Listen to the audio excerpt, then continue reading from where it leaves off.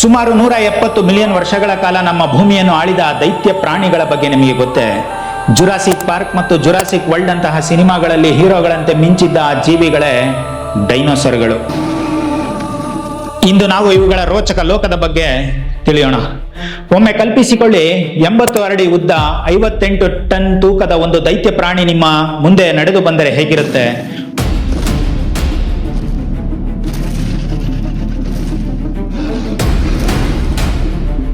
ಒಂದು ವೇಳೆ ಜಿಂಕೆಯಂತಹ ವೇಗದ ಪ್ರಾಣಿ ಗಂಟೆಗೆ 90 ಕಿಲೋಮೀಟರ್ ವೇಗದಲ್ಲಿ ಬೇಟೆಯಾಡಿದರೆ ಅದು ಎಂತಹ ದೃಶ್ಯವಾಗಿರಬಹುದು?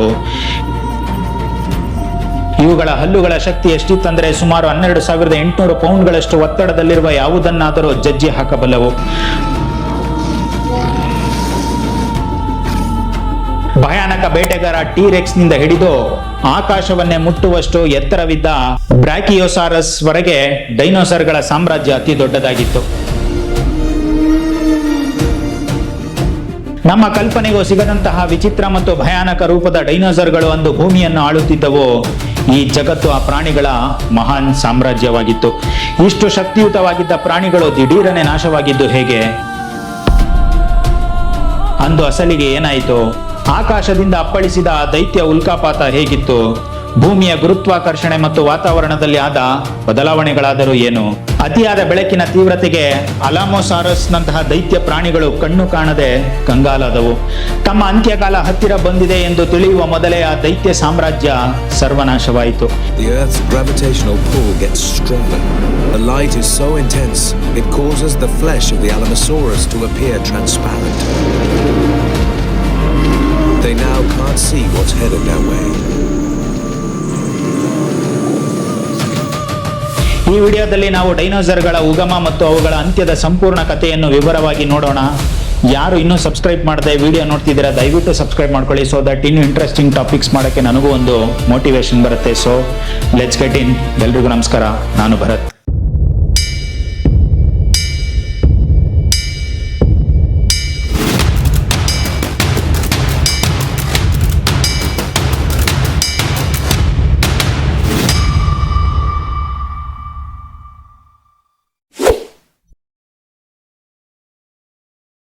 ಮೊದಲಿಗೆ ಡೈನೋಸರ್ ಎಂಬ ಹೆಸರು ಎಲ್ಲಿಂದ ಬಂತು ಎಂದು ನೋಡೋಣ. ಇದು ಗ್ರೀಕ್ ಭಾಷೆಯ 2 ಪದಗಳಿಂದ ಬಂದಿದೆ. ಡೈನೋಸ್ ಅಂದರೆ ಭಯಾನಕ ಮತ್ತು ಸಾರೋಸ್ ಅಂದರೆ ಹಲ್ಲಿ, ಅಂದರೆ ಇದರ ಅರ್ಥ ಭಯಾನಕ ಹಲ್ಲಿ ಎಂದು. 1841ರಲ್ಲಿ ಬ್ರಿಟಿಷ್ ವಿಜ್ಞಾನಿ ರಿಚರ್ಡ್ ಓವನ್ ಅವರು ಮೊದಲ ಬಾರಿಗೆ ಈ ಹೆಸರನ್ನು ಬಳಸಿದರು. ಆ ಕಾಲದಲ್ಲಿ ಜನರಿಗೆ ಡೈನೋಸರ್ಗಳ ಬಗ್ಗೆ ಅಷ್ಟು ತಿಳಿದಿರಲಿಲ್ಲ. ಆಗ ಅವರು ಬಿಡಿಸುತ್ತಿದ್ದ ಚಿತ್ರಗಳು ಇಂದಿನ ಚಿತ್ರಗಳಿಗಿಂತ ತುಂಬಾನೇ ಭಿನ್ನವಾಗಿದ್ದವು. ವಿಶ್ವದಲ್ಲೇ ಮೊಟ್ಟ ಮೊದಲು ಪತ್ತೆಯಾದ ಡೈನೋಸರ್ ತಳಿ ಎಂದರೆ ಅದು ಮೆಗಾಲೋಸಾರಸ್. ಇದನ್ನು 1824ರಲ್ಲಿ ವಿಲಿಯಂ ಬಂಕ್ಲ್ಯಾಂಡ್ ಎಂಬುವರು ಪತ್ತೆ ಹಚ್ಚಿದರು. ಅಂದಿನಿಂದ ಇಂದಿನವರೆಗೆ ವಿಜ್ಞಾನಿಗಳು ನಡೆಸುತ್ತಿರುವ ಸತತ ಸಂಶೋಧನೆಗಳಿಂದಾಗಿ ನಮಗೆ ಡೈನೋಸರ್ಗಳ ನಿಜವಾದ ರೂಪದ ಬಗ್ಗೆ ಸ್ಪಷ್ಟವಾದ ಚಿತ್ರಣ ಸಿಗುತ್ತಿದೆ. ಡೈನೋಸರ್ಗಳ ಪ್ರಪಂಚ ನಾವು ಅಂದುಕೊಂಡಿದ್ದಕ್ಕಿಂತ ಬಹಳ ದೊಡ್ಡದು. ಸಂಶೋಧಕರು ಇದುವರೆಗೂ ಸಾವಿರಾರು ವಿಧದ ತಳಿಗಳನ್ನು ಗುರುತಿಸಿದ್ದಾರೆ. ವಿಶೇಷವೆಂದರೆ 2003ರಿಂದ 2023ರ ನಡುವೆ ಪ್ರತಿ ವರ್ಷ ಸರಾಸರಿ 45 ಹೊಸ ಜಾತಿಯ ಡೈನೋಸರ್ಗಳನ್ನು ಕಂಡುಹಿಡಿಯಲಾಗಿದೆ. ಉದಾಹರಣೆಗೆ ಚಿಲಿಯಲ್ಲಿ ಪತ್ತೆಯಾದ ಒಂದು ವಿಚಿತ್ರ ಡೈನೋಸರ್ ಹಕ್ಕಿಯ ಕೊಕ್ಕಿನಂತಹ ಬಾಯಿ ಮತ್ತು ಬ್ಲೇಡ್ನಂತಹ ಹಲ್ಲುಗಳನ್ನು ಹೊಂದಿತ್ತು. ಆಫ್ರಿಕಾದಲ್ಲಿ ಇತ್ತೀಚೆಗೆ ಪತ್ತೆಯಾದ ಪಳೆಯುಳಿಕೆಗಳನ್ನು ನೋಡಿದರೆ ಡೈನೋಸರ್ಗಳು ಸುಮಾರು 230ರಿಂದ 240 ಮಿಲಿಯನ್ ವರ್ಷಗಳ ಹಿಂದೆಯೇ ಭೂಮಿ ಮೇಲೆ ಇದ್ದವು ಎಂದು ವಿಜ್ಞಾನಿಗಳು ಅಂದಾಜಿಸಿದ್ದಾರೆ. ಅಂದರೆ ಇವುಗಳ ಸಾಮ್ರಾಜ್ಯ ನಾವು ಊಹಿಸುವುದಕ್ಕಿಂತಲೂ ಬಹಳ ಪುರಾತನವಾದುದು. ಅನೇಕ ಮಿಲಿಯನ್ ವರ್ಷಗಳ ಹಿಂದೆ ನಮ್ಮ ಭೂಮಿ ಈಗಿರುವಂತೆ ಇರಲಿಲ್ಲ. ಆಗ ಏಷ್ಯಾ, ಆಫ್ರಿಕಾ, ಅಮೆರಿಕದಂತಹ ಬೇರೆ ಬೇರೆ ಕಾಂಟಿನೆಂಟ್ಸ್ಗಳಿರಲಿಲ್ಲ. ಬದಲಾಗಿ ಎಲ್ಲಾ ಖಂಡಗಳು ಒಂದಕ್ಕೊಂದು ಅಂಟಿಕೊಂಡಿದ್ದವು. ಈ ದೈತ್ಯ ಭೂಭಾಗವನ್ನೇ ವಿಜ್ಞಾನಿಗಳು ಪ್ಯಾಂಜಿಯಾ ಅನ್ನೋ ಸೂಪರ್ ಕಾಂಟಿನೆಂಟ್ ಎಂದು ಕರೆದರು. ಆಗ ಭೂಮಿಯ ಕ್ಲೈಮೇಟ್ ಈಗಿದ್ದಕ್ಕಿಂತ ಬಹಳ ಹಾಟ್ ಮತ್ತು ಡ್ರೈ ಆಗಿತ್ತು. ಸಮಯ ಕಳೆದಂತೆ ಭೂಮಿಯ ಮೇಲೆ ಬದಲಾವಣೆಗಳು ಶುರುವಾದವು. ಸುಮಾರು 201 ಮಿಲಿಯನ್ ವರ್ಷಗಳ ಹಿಂದೆ, ಅಂದರೆ ಟ್ರಯಾಸಿಕ್ ಯುಗದ ಅಂತ್ಯದಲ್ಲಿ ದೈತ್ಯ ಪ್ಯಾಂಜಿಯಾ ಖಂಡವು ಬಿರುಕು ಬಿಡಲು ಪ್ರಾರಂಭಿಸಿತು. ನೆನಪಿಡಿ, ಈ ಬದಲಾವಣೆಗಳು ಕೇವಲ ಒಂದು ರಾತ್ರಿಯಲ್ಲಿ ಆಗಲಿಲ್ಲ. ಸಾವಿರಾರು ವರ್ಷಗಳ ಕಾಲ ಇದು ನಿಧಾನವಾಗಿ ನಡೆಯಿತು.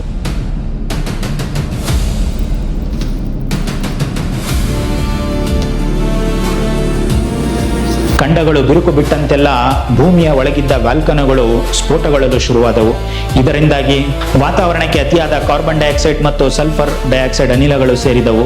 ಇವು ಸೂರ್ಯನ ಬೆಳಕನ್ನು ಭೂಮಿಗೆ ತಲುಪದಂತೆ ತಡೆದವು. ಮತ್ತೊಂದೆಡೆ ಮಳೆ ಮತ್ತು ಸಮುದ್ರದ ನೀರಿನ ಜೊತೆ ಈ ಅನಿಲಗಳು ಮಿಕ್ಸ್ ಆಗಿ ಸಮುದ್ರದಲ್ಲಿ ಆಸಿಡಿಫಿಕೇಶನ್ ಉಂಟಾಯಿತು. ಈ ತರ ಕ್ಲೈಮೇಟ್ ಚೇಂಜಸ್ ಇಂದ ಆ ಕಾಲದ ಅನೇಕ ಪ್ರಾಣಿಗಳು ನಾಶವಾಗಿದ್ದವು. ವಿಶೇಷವಾಗಿ ಹಾವಿನಂತಹ ಸರೀಸೃಪಗಳು ಅಂದ್ರೆ ರೆಪ್ಟೈಲ್ಸ್ಗಳು ಕೋಲ್ಡ್ ಬ್ಲಡೆಡ್ ಪ್ರಾಣಿಗಳಾಗಿದ್ದರಿಂದ ಅವುಗಳಿಗೆ ಹವಾಮಾನ ಬದಲಾವಣೆಯನ್ನು ತಡೆದುಕೊಳ್ಳುವ ಶಕ್ತಿ ಇರಲಿಲ್ಲ. ಆದರೆ ಡೈನೋಸರ್ಗಳು ನಮ್ಮಂತೆಯೇ ಬೆಚ್ಚಗಿನ ರಕ್ತದ ಅಂದ್ರೆ ವಾರ್ಮ್ ಬ್ಲಡೆಡ್ ಪ್ರಾಣಿಗಳಾಗಿದ್ದವು ಎನ್ನಲಾಗುತ್ತದೆ. ಹೀಗಾಗಿ ಅತಿಯಾದ ಚಳಿ ಅಥವಾ ಶಾಖವನ್ನು ತಡೆದುಕೊಳ್ಳುವ ಶಕ್ತಿ ಅವುಗಳಿಗಿತ್ತು. ಸತತ 6 ಲಕ್ಷ ವರ್ಷಗಳ ಕಾಲ ನಡೆದ ಈ ಜ್ವಾಲಾಮುಖಿ ಸ್ಫೋಟ ಮತ್ತು ಹವಾಮಾನ ಬದಲಾವಣೆಗಳ ನಡುವೆಯೂ ಡೈನೋಸರ್ಗಳು ಬದುಕುಳಿದವು. ಭೂಮಿಯ ಮೇಲೆ ತಮ್ಮ ಸಾಮ್ರಾಜ್ಯವನ್ನು ಸ್ಥಾಪಿಸಿದವು.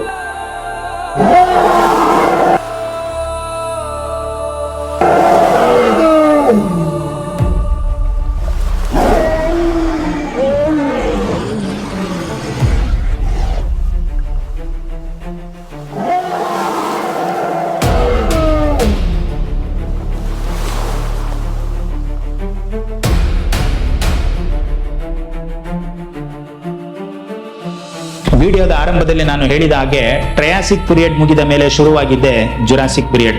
ಈ ಹೆಸರು ಕೇಳಿದ ತಕ್ಷಣ ನಮಗೆ ನೆನಪಾಗೋದು ಜುರಾಸಿಕ್ ಪಾರ್ಕ್ ಸಿನಿಮಾ. ಈ ಅವಧಿ ಸುಮಾರು 201 ಮಿಲಿಯನ್ ವರ್ಷಗಳಿಂದ 145 ಮಿಲಿಯನ್ ವರ್ಷಗಳವರೆಗೆ ಇತ್ತು. ಇದೇ ಕಾಲದಲ್ಲಿ ಡೈನೋಸರ್ಗಳು ಭೂಮಿಯ ಅಸಲಿ ರಾಜರಾಗಿದ್ದವು. ಸಮಯ ಕಳೆದಂತೆ ಎವಲ್ಯೂಷನ್ ಕಾರಣದಿಂದ ಡೈನೋಸರ್ಗಳು ಬೆಟ್ಟದಷ್ಟು ದೊಡ್ಡದಾದವು. ಟೀರೆಕ್ಸ್ ಇದರ ತೂಕ ಸುಮಾರು 15,000 ಕೆಜಿ ಮತ್ತು ಉದ್ದ 15 ಮೀಟರ್ ಇರ್ತಿತ್ತು. ಇದಲ್ಲದೆ ಬ್ರಾಂಟೋಸೋರಸ್, ಬ್ರಾಂಕಿಯೋಸೋರಸ್ ಮತ್ತು ಬೆನ್ನಿನ ಮೇಲೆ ಪ್ಲೇಟ್ಗಳಿರೋ ಸ್ಟೇಗೋಸೋರಸ್ ಕೂಡ ಇದೇ ಕಾಲದವು. ಇನ್ನೊಂದು ಇಂಟ್ರೆಸ್ಟಿಂಗ್ ವಿಷಯ ಅಂದ್ರೆ ಹಕ್ಕಿಗಳ ತರಹ ರೆಕ್ಕೆಗಳಿರೋ ಆರ್ಕಿಯೋಪೆಟ್ರಿಕ್ಸ್ ಅನ್ನೋ ಡೈನೋಸರ್ ಕೂಡ ಆಗಲೇ ಕಾಣಿಸಿಕೊಂಡಿದ್ದು. ಆಗಲೇ ಹೇಳಿದ ಹಾಗೆ ಪ್ಯಾಂಜಿಯಾ ಅನ್ನೋ ದೈತ್ಯ ಖಂಡ ಈಗ 2 ಭಾಗವಾಗಿ ಡಿವೈಡ್ ಆಯಿತು. ಉತ್ತರ ಭಾಗವನ್ನು ಲಾರೇಷಿಯಾ ಅಂತ ಕರೆದರು, ದಕ್ಷಿಣ ಭಾಗವನ್ನು ಗೊಂಡ್ವಾನಾ ಲ್ಯಾಂಡ್ ಅಂತ ಕರೆದರು. ಜುರಾಸಿಕ್ ಕಾಲ ಮುಗಿದ ಮೇಲೆ ಶುರುವಾಗೋದೇ ಕ್ರೆಟಸೋಯಸ್ ಪೀರಿಯಡ್. ಸಿನಿಮಾದಲ್ಲಿ ನಮಗೆ ಜುರಾಸಿಕ್ ಪಾರ್ಕ್ ಅಂತ ತೋರಿಸಿದ್ದರು, ಅಸಲಿಗೆ ಟೀರೆಕ್ಸ್ ನಂತಹ ಅಪಾಯಕಾರಿ ಡೈನೋಸರ್ಗಳು ಹೆಚ್ಚಾಗಿ ಬದುಕಿದ್ದೆ ಇದೇ ಕ್ರಿಟೇಷಿಯಸ್ ಕಾಲದಲ್ಲಿ. ಇಲ್ಲಿ ಒಂದು ದೊಡ್ಡ ಕಾಂಟ್ರವರ್ಸಿ ಕೂಡ ಇದೆ. ವಿಜ್ಞಾನಿಗಳ ಪ್ರಕಾರ ಟೀರೆಕ್ಸ್ ಜುರಾಸಿಕ್ ಕಾಲದಲ್ಲಿ ಇರಲೇ ಇಲ್ಲ, ಅದು ಕ್ರಿಟೇಷಿಯಸ್ ಕಾಲದ್ದು. ಆದರೆ ಸಿನಿಮಾದ ಲೋಗೋದಲ್ಲಿ ಮಾತ್ರ ಟೀರೆಕ್ಸ್ ಫೋಟೋ ಇದೆ. ಈ ಕಾಲದಲ್ಲಿ ಭೂಮಿ ಈಗಿನ ಶೇಪ್ಗೆ ಬರಲು ಶುರುವಾಗಿತ್ತು ಮತ್ತು ಮೊದಲ ಬಾರಿಗೆ ಭೂಮಿಯ ಮೇಲೆ ಹೂಗಳು ಅರಳು ಪ್ರಾರಂಭಿಸಿದವು. ಡೈನೋಸರ್ಗಳ ಬಗ್ಗೆ ಇನ್ನೊಂದು ಶಾಕಿಂಗ್ ವಿಷಯ ಏನಂದ್ರೆ, ನಾವೆಲ್ಲರೂ ಟೀರೆಕ್ಸ್ ಮತ್ತು ಜುರಾಸಿಕ್ ಕಾಲದ ಡೈನೋಸರ್ಗಳು ಒಟ್ಟಿಗೆ ಇದ್ದವು ಅಂದುಕೊಂಡಿದ್ದೆವು, ಆದರೆ ಅದು ಸುಳ್ಳು. ಜುರಾಸಿಕ್ ಕಾಲದ ಡೈನೋಸರ್ಗಳು ಮತ್ತು ಟೀರೆಕ್ಸ್ ನಡುವೆ ಸುಮಾರು 80 ಮಿಲಿಯನ್ ಇಯರ್ಸ್ ಅಂತರವಿದೆ.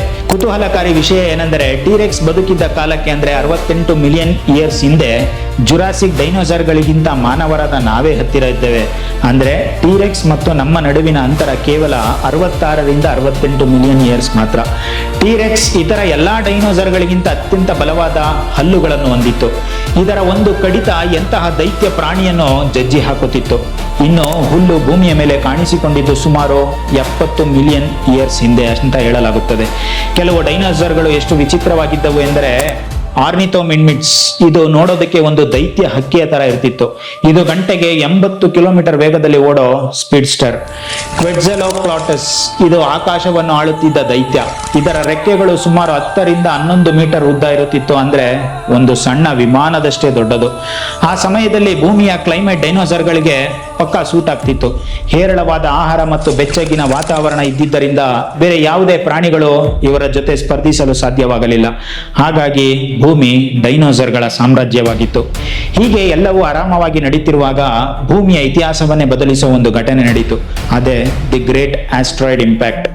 ಇಡೀ ಭೂಮಿಯನ್ನು ಆಳುತ್ತಿದ್ದ ಡೈನೋಸರ್ಗಳು ಒಂದೇ ಒಂದು ದಿನದಲ್ಲಿ ಸರ್ವನಾಶವಾಗುವ ಪ್ರಕ್ರಿಯೆ ಶುರುವಾಯಿತು. ಸುಮಾರು 66 ಮಿಲಿಯನ್ ಇಯರ್ಸ್ ಹಿಂದೆ ಕ್ರಿಟೇಷಿಯಸ್ ಕಾಲದ ಕೊನೆಯಲ್ಲಿ ಬಾಹ್ಯಾಕಾಶದಿಂದ 10ರಿಂದ 15 ಕಿಲೋಮೀಟರ್ ಗಾತ್ರದ ಒಂದು ದೈತ್ಯ ಆಸ್ಟ್ರಾಯ್ಡ್ ಭೂಮಿಗೆ ಅಪ್ಪಳಿಸಿತು. ಇದರ ವೇಗ ಎಷ್ಟಿತ್ತು ಗೊತ್ತಾ? ಸೆಕೆಂಡಿಗೆ 30 ಕಿಲೋಮೀಟರ್, ಅಂದ್ರೆ ಒಂದು ಜೆಟ್ ವಿಮಾನಕ್ಕಿಂತ 150 ಪಟ್ಟು ವೇಗ. ಇದು ಮೆಕ್ಸಿಕೋದ ಲುಕಾಟನ್ ಪೆನಿನ್ಸುಲಾ ಅನ್ನೋ ಜಾಗಕ್ಕೆ ಅಪ್ಪಳಿಸಿತು. ಇದೇ ಜಾಗದಲ್ಲಿ ಮುಂದೆ ಮಾಯನ್ ನಾಗರಿಕತೆಯ ಚಿಚೆನ್ ಇಟ್ಜಾ ಉದಯಿಸಿತು. ಇದರಿಂದ ಭೂಮಿಯ ಮೇಲೆ 180 ಕಿಲೋಮೀಟರ್ ಅಗಲದ ಒಂದು ದೊಡ್ಡ ಕ್ರೇಟರ್ ಅಂದ್ರೆ ಹಳ್ಳ ಬಿತ್ತು. ಈ ಸ್ಫೋಟದಿಂದ ಹೊರಬಂದ ಶಕ್ತಿ ಹಿರೋಶಿಮಾ ಬಾಂಬ್ಗಿಂತ ಶತಕೋಟಿ ಪಟ್ಟು ಹೆಚ್ಚಾಗಿತ್ತು.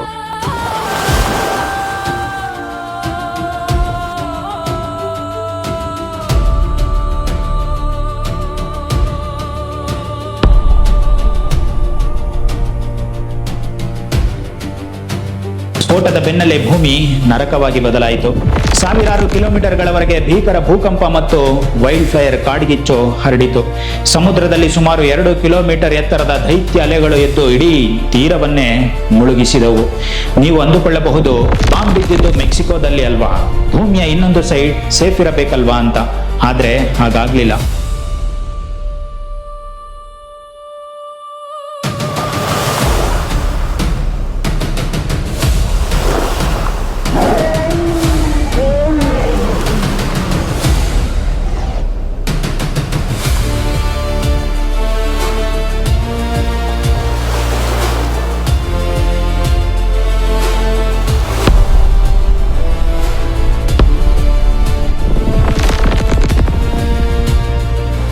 ಸ್ಫೋಟದಿಂದ ಎದ್ದ ಧೂಳು ಇಡೀ ಭೂಮಿಯ ವಾತಾವರಣವನ್ನೇ ಮುಚ್ಚಿ ಹಾಕಿತು. ಸೂರ್ಯನ ಕಿರಣಗಳು ಭೂಮಿಗೆ ತಲುಪೋದೆ ನಿಂತು ಹೋಯಿತು. ಸೂರ್ಯನ ಬೆಳಕಿಲ್ಲದೆ ಭೂಮಿ ಗಡ್ಡೆ ಕಟ್ಟುವಷ್ಟು ತಂಪಾಯಿತು. ಫೋಟೋಸಿಂಥಸಿಸ್ ನಿಂತು ಹೋದ ಕಾರಣ ಗಿಡಮರಗಳೆಲ್ಲ ಸತ್ತು ಇಡೀ ಫುಡ್ ಚೈನ್ ನಾಶವಾಯಿತು. ಸಾವಿರಾರು ವರ್ಷಗಳ ನಂತರ ಧೂಳು ಕಡಿಮೆಯಾದಾಗ ವಾತಾವರಣದಲ್ಲಿದ್ದ carbon dioxide greenhouse effect ಅನ್ನು ಉಂಟು ಮಾಡಿತು. ಇದರಿಂದ ಭೂಮಿಯ ತಾಪಮಾನ ಇದ್ದಕ್ಕಿದ್ದಂತೆ ವಿಪರೀತ ಏರಿತು. ಈ ಅತಿಯಾದ ಚಳಿ ಮತ್ತು ಬಿಸಿಯ ಬದಲಾವಣೆಯನ್ನು ತಡೆದುಕೊಳ್ಳಲಾಗದೆ ಇಡೀ ಡೈನೋಸರ್ ಕುಟುಂಬ ಭೂಮಿಯಿಂದ ಅಳಿಸಿ ಹೋಯಿತು.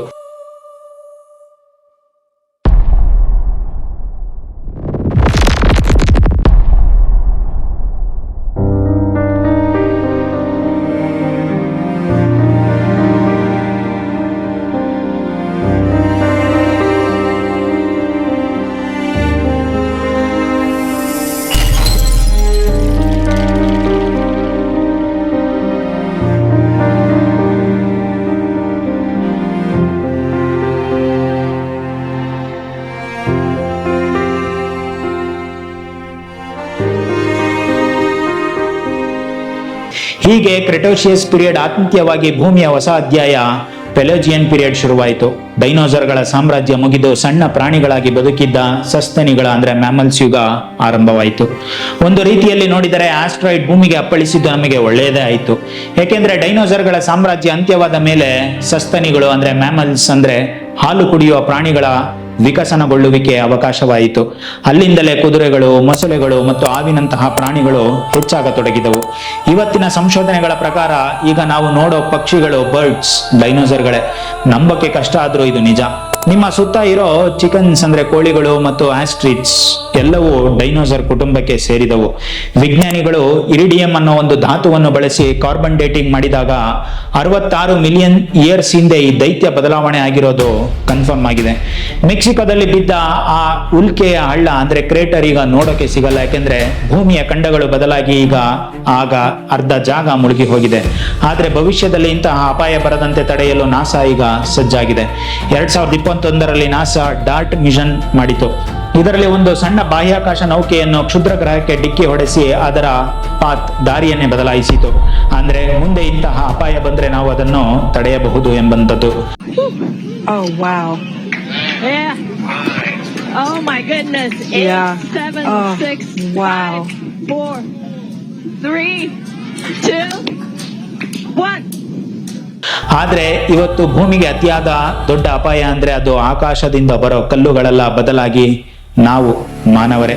Brazilian officials have told the BBC that there's been an aggressive increase in deforestation. Arctic ice has melted to 1/3 of its size from the last model only 20 years ago. Deforestation, ಅರಣ್ಯನಾಶ ಮತ್ತು ಮಾಲಿನ್ಯದಂತ ನಾವು ಭೂಮಿಯ ಸಮತೋಲನವನ್ನೇ ಹಾಳು ಮಾಡ್ತಿದ್ದೇವೆ. ಇದನ್ನ ತಡೆಯೋಕೆ 2010ರಲ್ಲಿ ಜಪಾನ್ನಲ್ಲಿ ನಡೆದ ಸಮಾವೇಶದಲ್ಲಿ 2030ರ ವೇಳೆಗೆ ಭೂಮಿಯ 30% ಭಾಗವನ್ನು ಕಾಪಾಡಬೇಕು ಅನ್ನೋ ಪ್ಲಾನ್ ಕೂಡ ಮಾಡಲಾಗಿತ್ತು. ಒಮ್ಮೆ ಯೋಚಿಸಿ, ಡೈನೋಸರ್ಗಳು ಈ ಭೂಮಿಯ ಮೇಲೆ 174 ಮಿಲಿಯನ್ ಇಯರ್ಸ್ ಇಂದ ಬದುಕಿದವು. ನಾವಿನ್ನೂ ಬಂದು ಕೇವಲ 3 ಲಕ್ಷ ವರ್ಷಗಳಷ್ಟೇ ಆಗಿವೆ. ಡೈನೋಸರ್ಗಳು ನಮಗಿಂತ 600 ಪಟ್ಟು ಹೆಚ್ಚು ಕಾಲ ಭೂಮಿಯನ್ನು ಆಳಿದ್ರೂ ಇವತ್ತು ಅವುಗಳ ಹೆಸರಷ್ಟೇ ಉಳಿದಿದೆ. ನಾವು ನಮ್ಮ ಭೂಮಿಯನ್ನು ಉಳಿಸಿಕೊಳ್ಳದಿದ್ದರೆ ನಮಗೂ ಅದೇ ಗತಿ ಬರಬಹುದು. ಹಾಗಾಗಿ ನಮ್ಮ ಪರಿಸರವನ್ನು ನಾವೆಲ್ಲರೂ ಸೇರಿ ಕಾಪಾಡೋಣ. ಈ ವಿಡಿಯೋ ನಿಮಗೆ ಇಷ್ಟವಾದಲ್ಲಿ ಲೈಕ್ ಮಾಡಿ ಮತ್ತು ಸಬ್ಸ್ಕ್ರೈಬ್ ಮಾಡಿ. ಡೈನೋಸಾರ್ಗಳ ಬಗ್ಗೆ ಈ ರಹಸ್ಯ ನಿಮಗೆ ಹೇಗೆ ಅನಿಸಿತು ಅನ್ನೋದನ್ನ ಕಮೆಂಟ್ನಲ್ಲಿ ತಿಳಿಸಿ. ಇಂತಹದ್ದೇ ಮತ್ತೊಂದು ಇಂಟ್ರೆಸ್ಟಿಂಗ್ ವಿಷಯ ಜೊತೆ ಮತ್ತೆ ಸಿಗೋಣ. ಅಲ್ಲಿ ತನಕ ನಮಸ್ಕಾರ.